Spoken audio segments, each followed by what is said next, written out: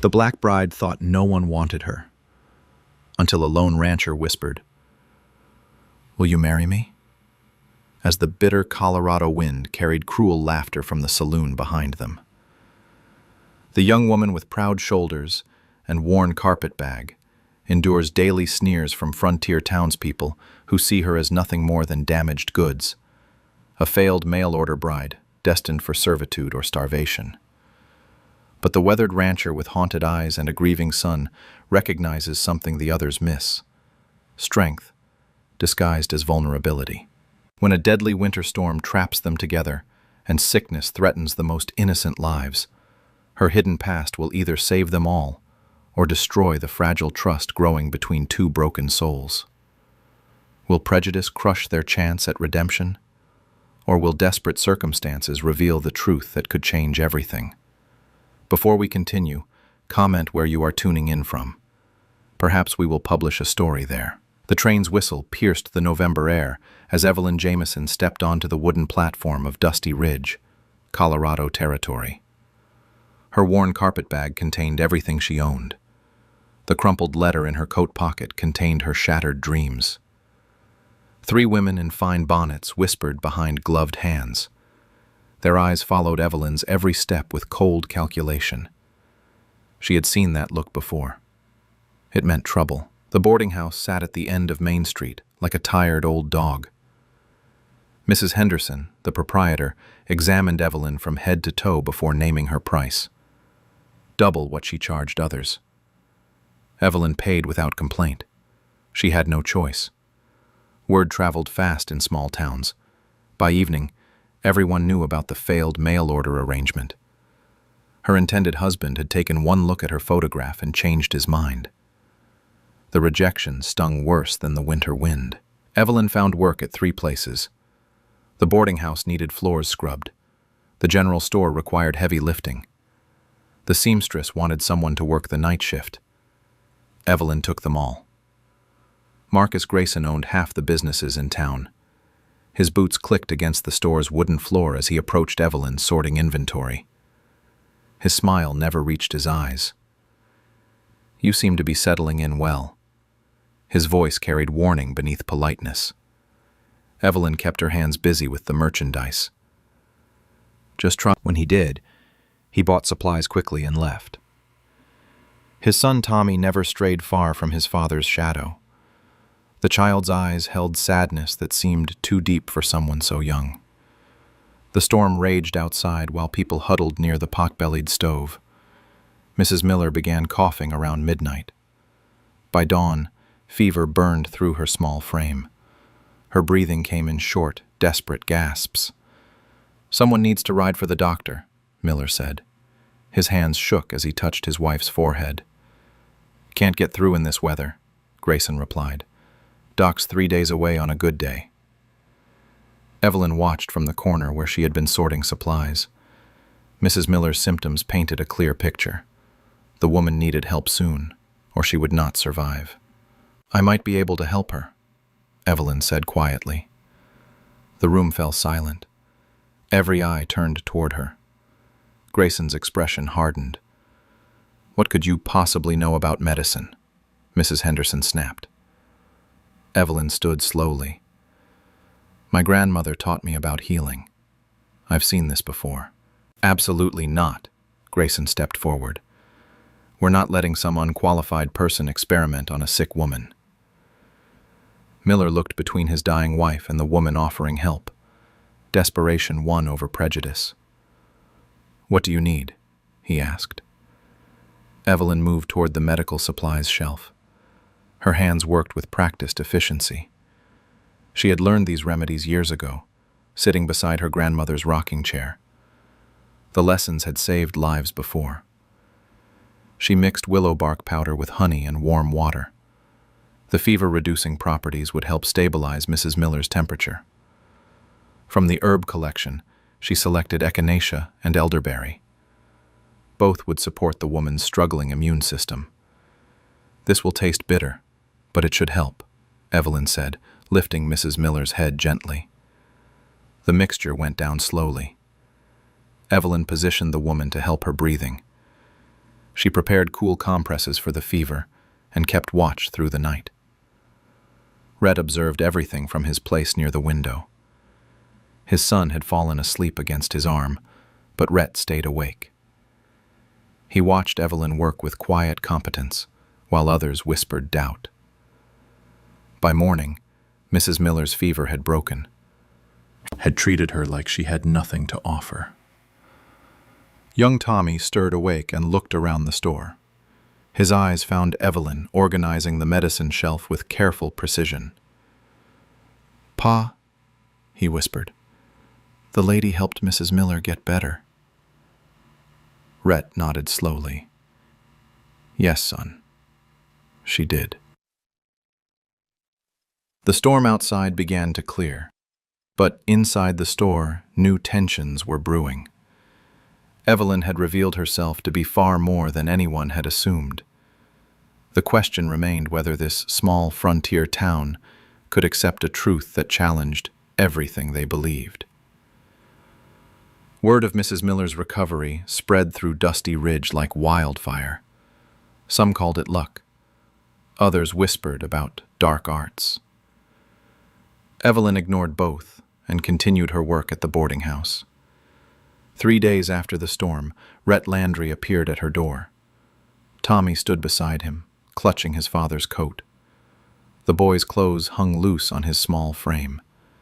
Dark circles shadowed his young eyes. "Miss Jameson," Rhett removed his hat, "I'd like to speak with you about my son."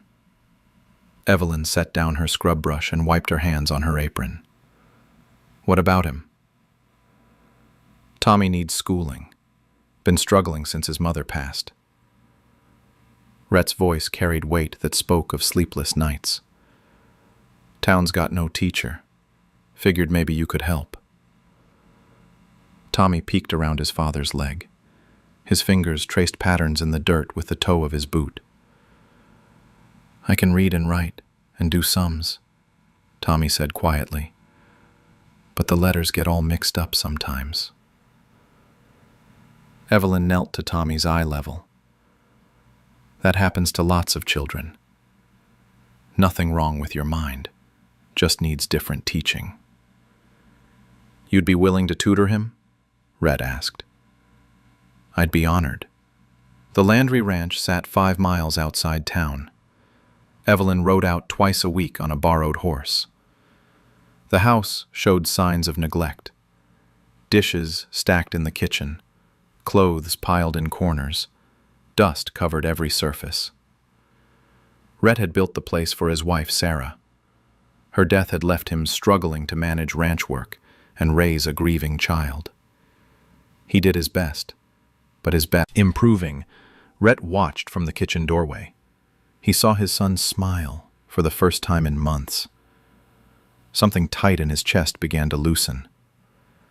During the 4th week, Evelyn arrived to find Rhett trying to manage a colicky calf while Tommy sat alone at the lesson table. The child had attempted to start without her, but frustration had taken over. "Numbers are stupid," Tommy declared, throwing down his slate. "They can seem that way," Evelyn agreed, "but they're just another language. Want me to show you a trick?" She gathered dried beans from the kitchen and spread them on the table. Addition and subtraction became moving beans from one pile to another. Tommy's face lit up with understanding. While they worked, Evelyn noticed Rhett struggling with account books at the kitchen table. Numbers covered the pages in untidy columns.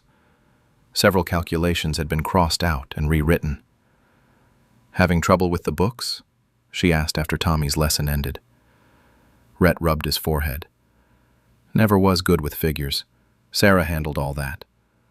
I could help if you'd like." Rhett hesitated. Accepting help meant admitting weakness. But the ranch was failing, and pride wouldn't pay bills. "Appreciate that," he said finally. Evelyn examined the ledger with practiced eyes. Her education had included business arithmetic. The problems were fixable with proper organization and accurate calculations. She worked while Rhett prepared supper. Tommy helped both of them, reading from his primer while she balanced numbers, and his father cooked beans and cornbread. For the first time since Sarah's death, the house felt like a home. Other ranch families heard about Tommy's progress. The Hendersons brought their daughter Mary. The Coopers asked about lessons for their twin boys. Soon Evelyn was teaching 6 children in Rhett's front room. She organized lessons by age and ability, created learning games that made difficult concepts easier to grasp, watched quiet children find their voices, and struggling children discover their strengths. The parents paid what they could, sometimes money, often goods like eggs, milk, or preserves. Evelyn accepted everything with gratitude. Marcus Grayson heard about the informal school and didn't approve. He cornered Rhett outside the feed store on a Saturday morning. Between them, Rhett met Grayson's stare without flinching. "I'll keep that in mind," Rhett said, but his tone suggested he had no intention of changing course.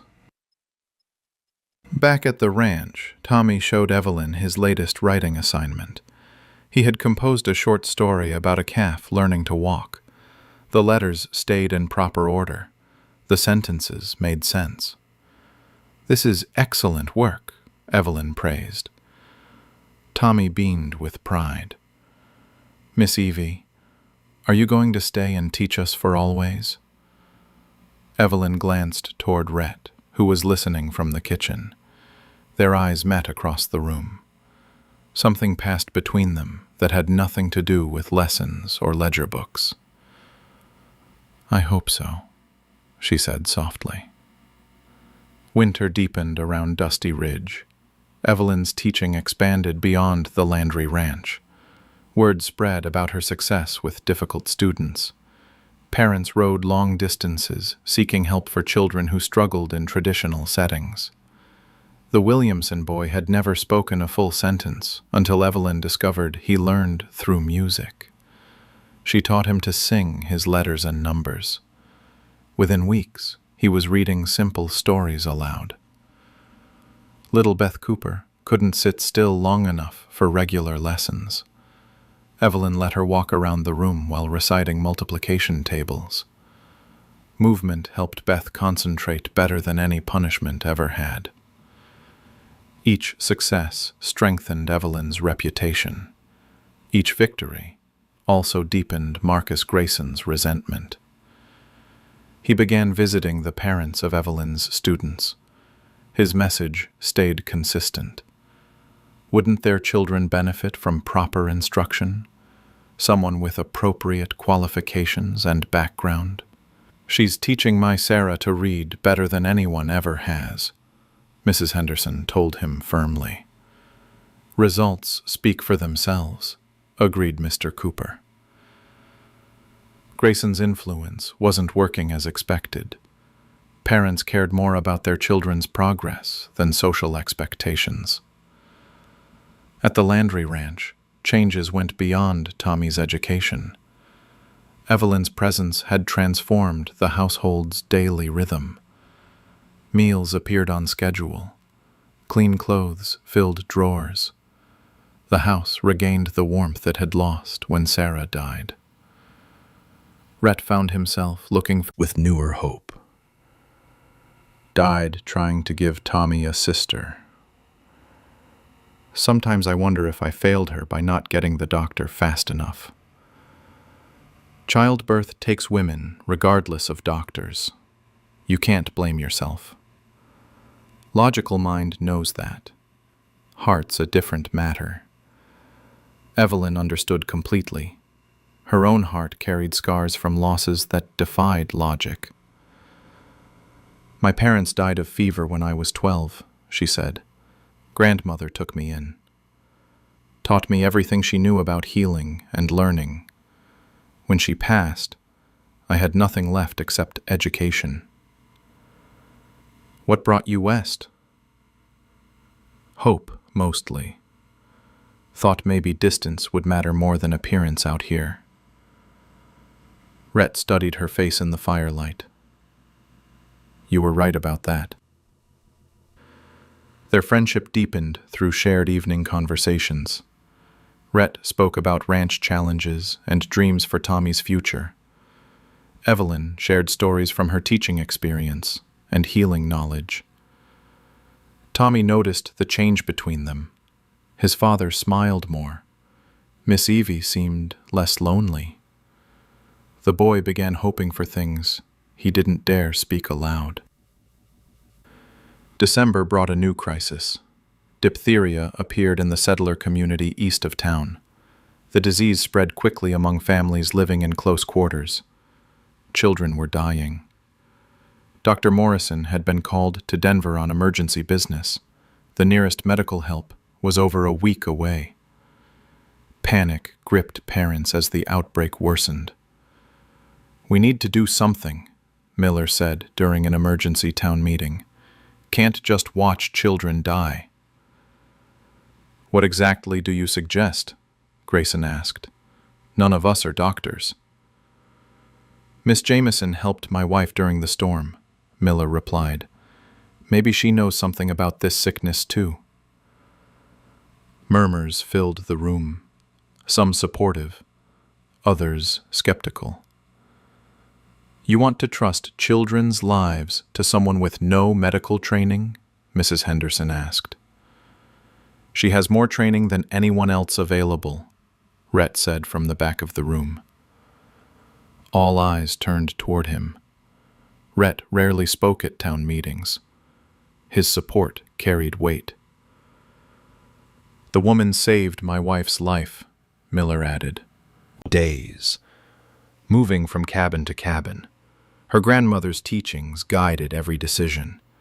Willow bark for fever, steam treatments for breathing difficulties, quarantine procedures to prevent further spread.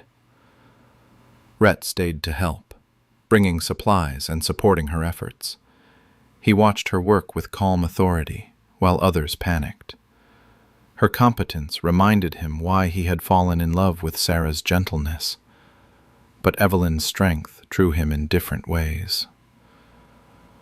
On the fourth night, they sat outside the main cabin, sharing cold supper. Stars filled the winter sky above them. "How do you stay so calm?" Rhett asked.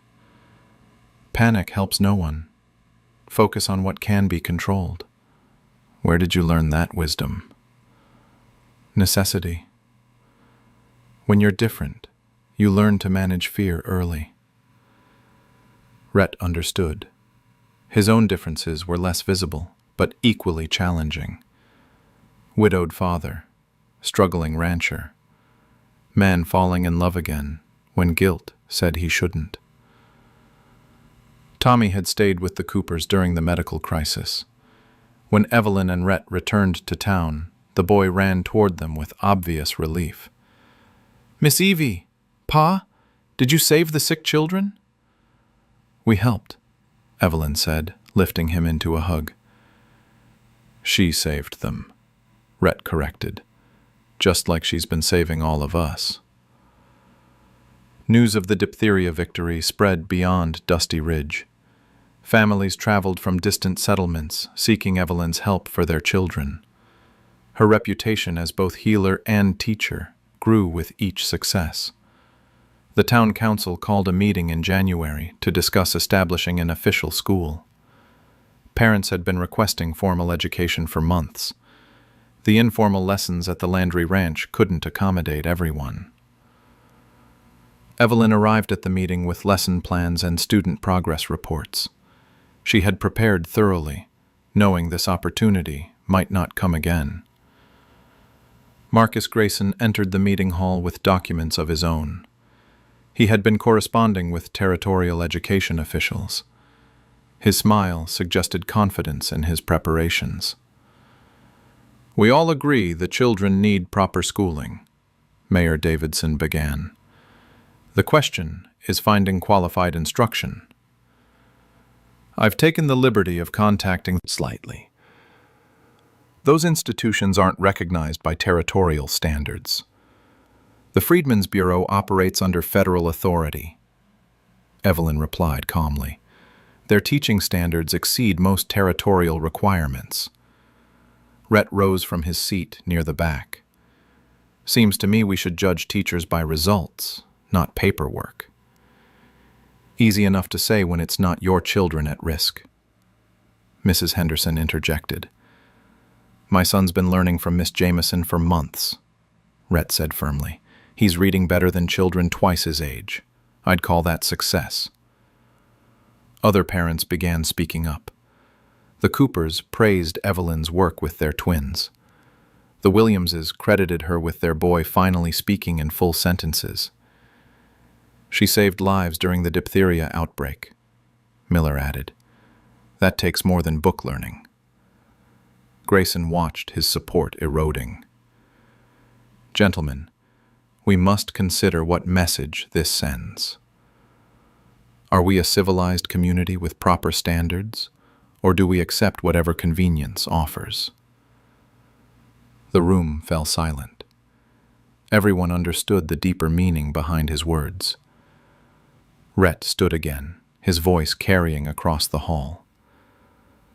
I know what message this sends. It says we judge people by their character and abilities. Says we're smart enough to recognize talent when we see it. Mr. Landry, you're a respected member of this community, Grayson said carefully. But surely you understand the importance of maintaining appropriate social structures. I understand the importance of doing what's right for our children. The vote came down to education versus prejudice, fear of change against hope for the future. When Mayor Davidson counted the ballots, Evelyn had won by a single vote. Grayson's face hardened with defeat. This decision will have consequences. The Territorial Board won't approve funding for uncertified instruction. We'll manage without their money, Rhett said. After the meeting, families gathered around Evelyn to discuss school plans. Location, supplies, and schedules needed organization. The enthusiasm was infectious. Rhett waited until the crowd thinned before approaching her. Congratulations, Teacher Jameson. History lessons. Evelyn used local examples to make distant concepts relevant. A lesson about river systems included mapping the nearby Colorado River. History lessons connected territorial development to larger national events. Parents visited regularly to observe lessons. Most left impressed by the organization and progress they witnessed. A few remained skeptical, but couldn't argue with results. Spring brought new challenges.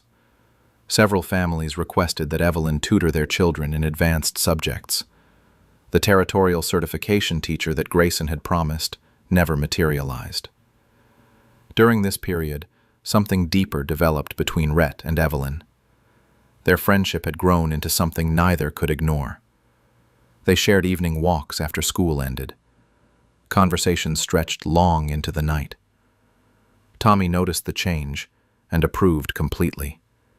He had begun calling Evelyn Miss Evie, with obvious affection. Sometimes he slipped and called her Ma before catching himself. One evening in April, they sat on the porch watching Tommy chase fireflies in the yard. The boy's laughter filled the air with joy that had been missing from the ranch for too long. He's happy, Rhett observed.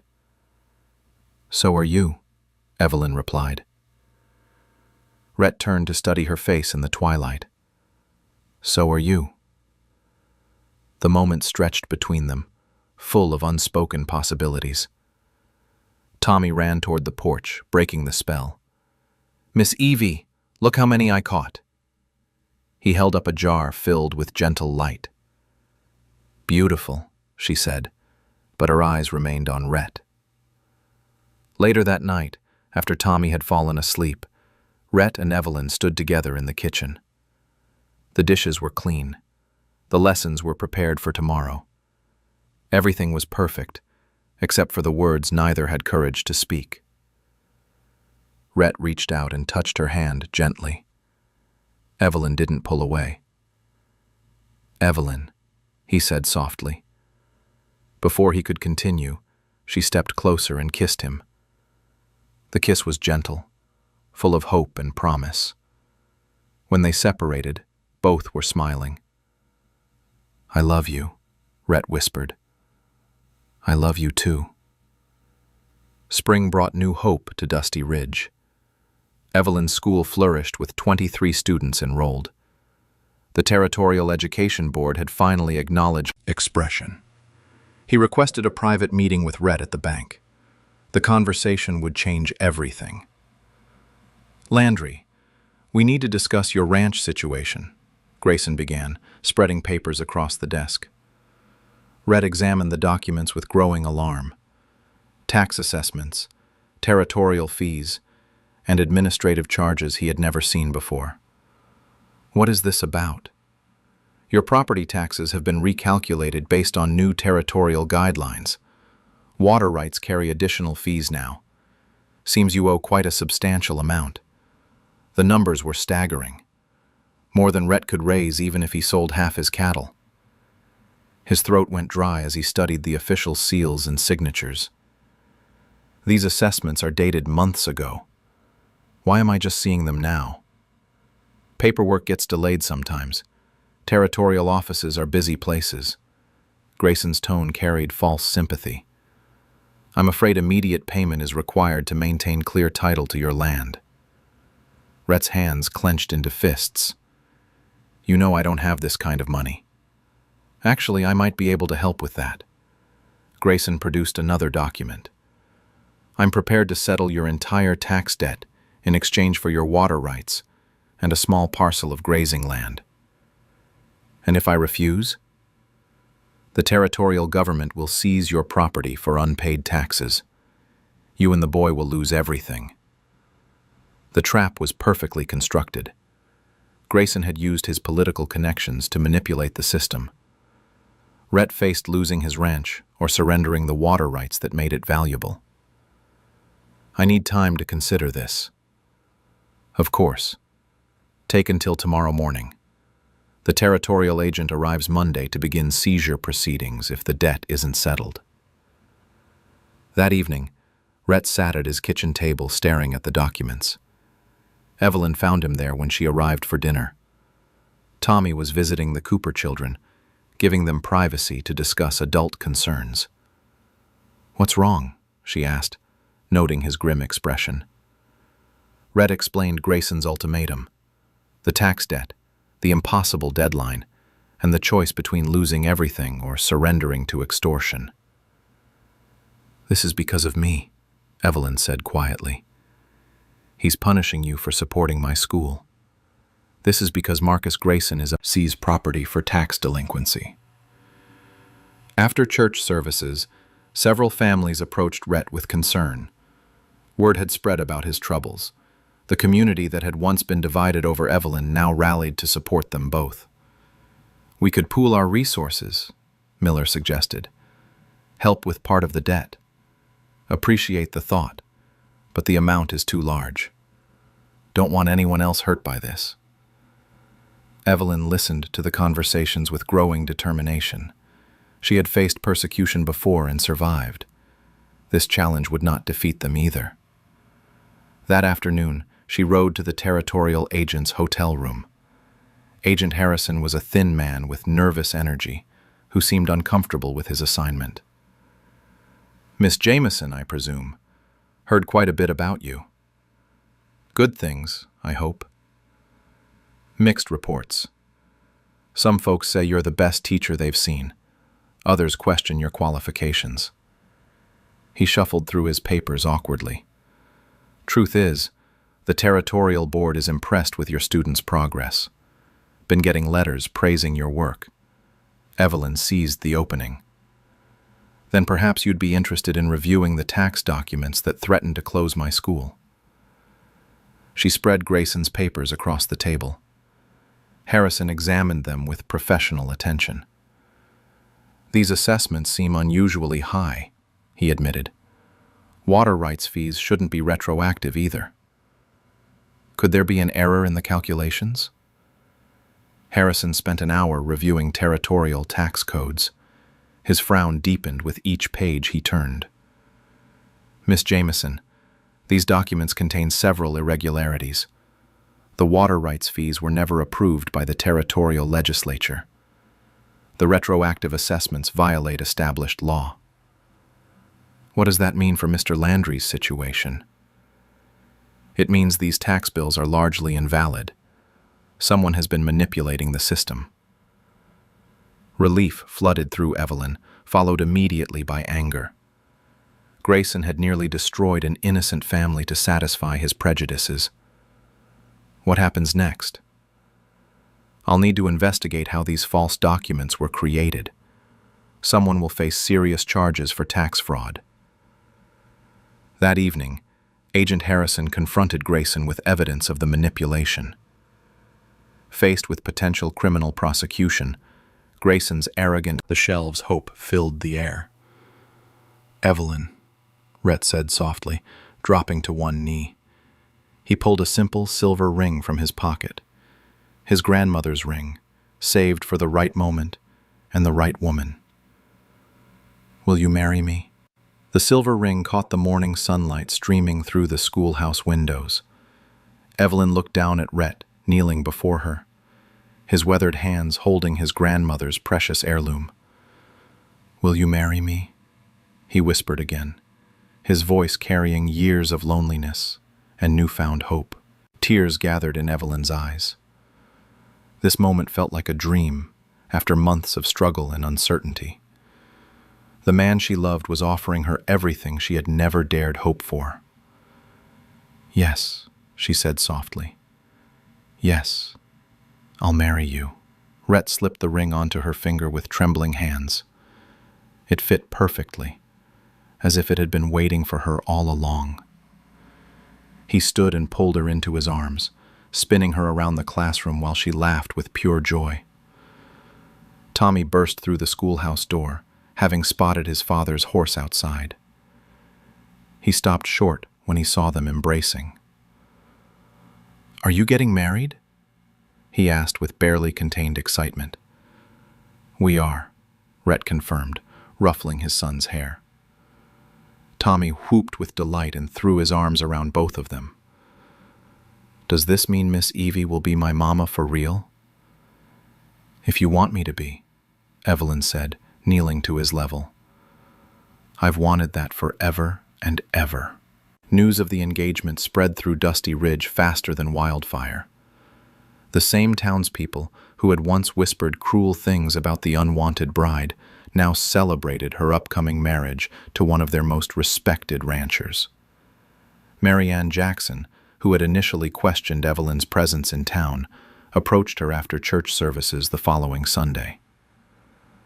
"I owe you an apology," the older woman said stiffly. "I judged you unfairly when you first arrived." "We all make assumptions sometimes," Evelyn replied graciously. "You've been good for this community, good for that family. I was wrong to oppose you." It was as close to a full apology as Mary Ann's pride would allow, but Evelyn accepted it with dignity. Wedding preparations began and facing trial. His departure removed the last obstacle to Evelyn's complete acceptance in the community. 3 weeks before the wedding, Evelyn received an unexpected visitor. Dr. Morrison had returned from Denver and requested a meeting to discuss her medical work during the diphtheria outbreak. "I've reviewed the treatments you used and spoken with the families you helped," he said. "Your knowledge of herbal medicine is impressive. Have you considered formal medical training?" "I never thought it would be possible. The Territorial Medical Board is establishing new guidelines for frontier practitioners. Your experience and education might qualify you for certification as a medical assistant." The possibility opened new doors for Evelyn's future. She could continue teaching while also providing medical care to families who needed it most. Rhett supported the idea completely. "You've got the skills and the calling. This community needs both." 2 weeks before the ceremony, Sarah's parents arrived from Kansas. They had traveled west to meet the woman who would become Tommy's new mother. Evelyn worried about their reaction, knowing they might struggle to accept her. John and Martha Brennan were older, conservative people who had loved their daughter deeply. They examined Evelyn with careful scrutiny during their first meeting. "Tommy speaks of you constantly in his letters," Martha said. "Says you're teaching him to read better than anyone ever has. He's a bright boy, just needed the right approach." Sarah would have liked that. She always wanted the best education for him. Over several days, the Brennans watched Evelyn interact with Tommy and manage the household. They saw how she had restored joy to their grandson's life and brought peace to their son-in-law's troubled heart. "You're not replacing our Sarah," John told Evelyn privately. "You're giving that boy something new, something he needs.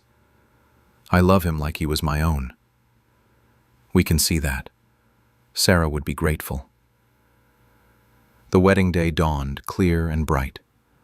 October had painted the Colorado mountains in brilliant colors. The small church overflowed with families who had once viewed Evelyn as an outsider. Evelyn wore a simple white dress that Mrs. Miller had sewn with obvious care. Tommy walked her down the aisle, bursting with pride at his important role. Rhett waited at the altar in his bed across the town. Evelyn danced with her new husband, while Tommy spun nearby with other children. The same people who had once dismissed her now celebrated her happiness. She had not only found love, but had helped transform an entire community's understanding of worth and belonging. As the evening wound down, the new family returned to their ranch. Tommy fell asleep in the wagon between his parents, exhausted by the day's excitement. Rhett carried his son to bed, while Evelyn changed out of her wedding dress. When they met in the kitchen, both were smiling with quiet contentment. "Mrs. Landry," Rhett said, testing her new name. "I like the sound of that." They stood together in their home, surrounded by the life they had built through courage, patience, and love. The black bride who thought no one wanted her had found everything she had ever dreamed of and more. Tomorrow would bring new challenges and opportunities. Tonight belonged to happiness and hope for the future they would create together.